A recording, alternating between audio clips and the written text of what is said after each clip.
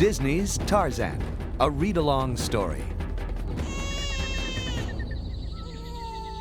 A baby's cry drew Kala away from her ape family. The cry was coming from a strange house, high up in a tree's branches. Inside the house, Kala found the baby. When she held him, he stopped crying and began to laugh with her. Suddenly, Sabor, a ferocious leopard, sprang at them. Kala risked her own life to save the baby. Kala brought the baby to her family. Reluctantly, Kerchak, the ape's leader, agreed to let her raise the child. Kala named the baby Tarzán. As he grew, Tarzán tried to fit in with his ape family. His friend Turk told him, "If you want to hang out with us, you gotta, go get an elephant hair." To Turk's surprise, Tarzán sprang from the cliff and swam toward the huge creatures. When Tarzán grabbed an elephant's tail, all the elephants began to trumpet and scramble about in fear. They started to stampede.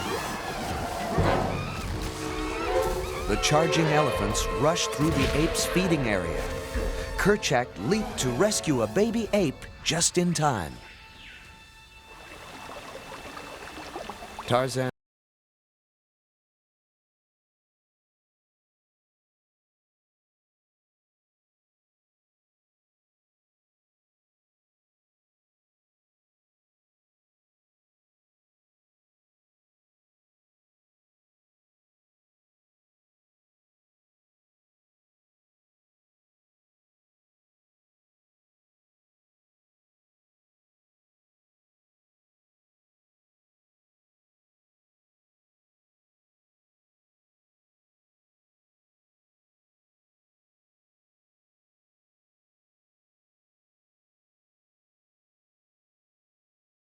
see it, he said.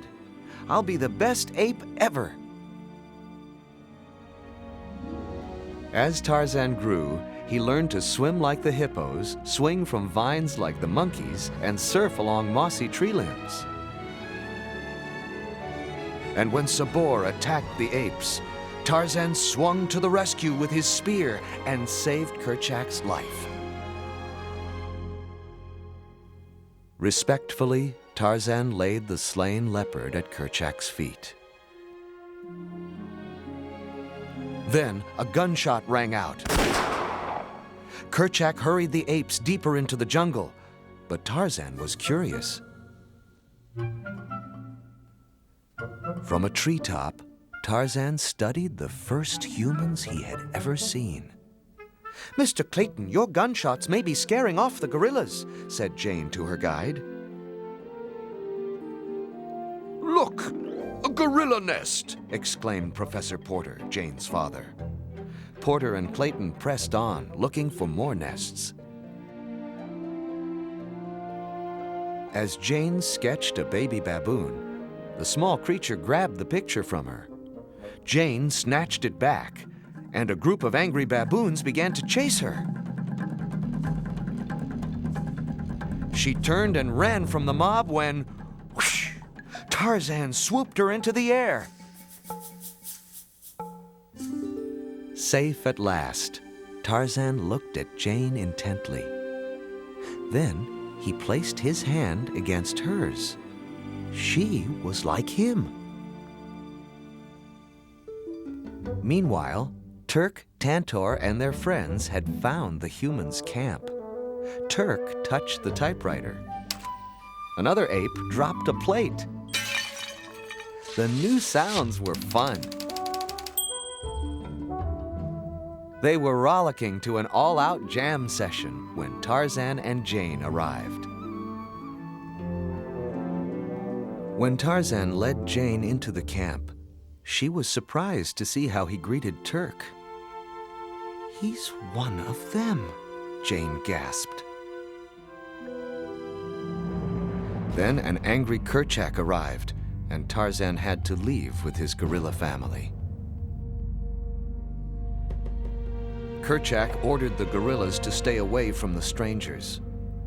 Tarzan objected. "They mean us no harm." The next day, Tarzan returned to the humans' camp.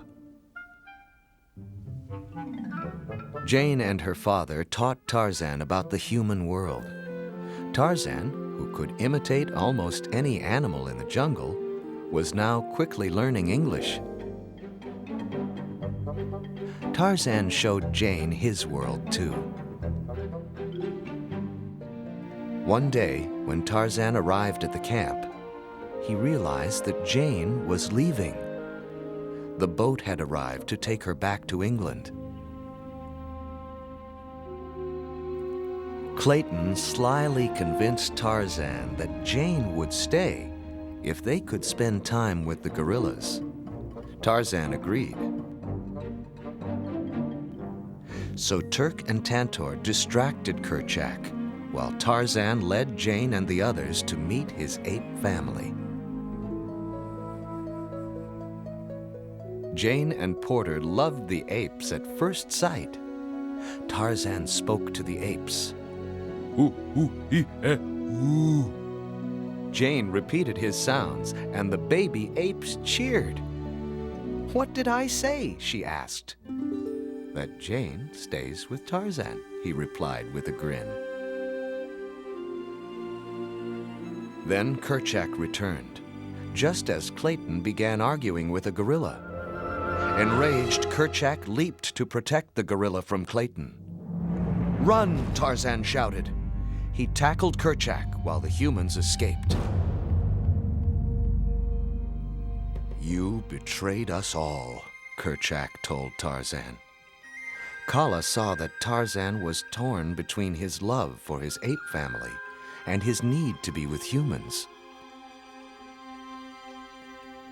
Though she risked losing him forever, she led him to the treehouse where she had found him. Tarzan dressed in his father's clothes. Embracing Kala, he said, "No matter where I go, you will always be my mother." Tarzan ran to the beach to catch up with Jane.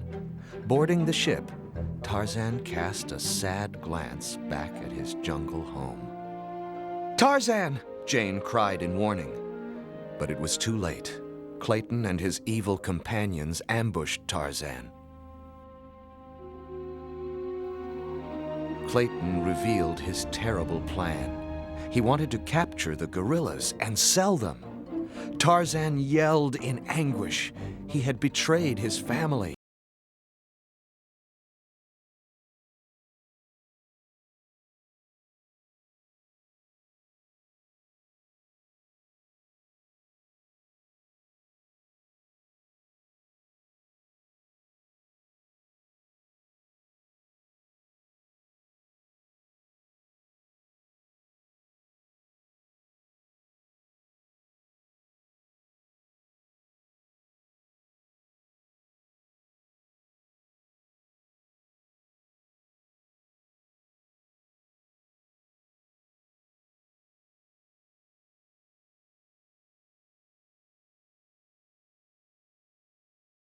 Jane and Porter arrived with Turk and Tantor.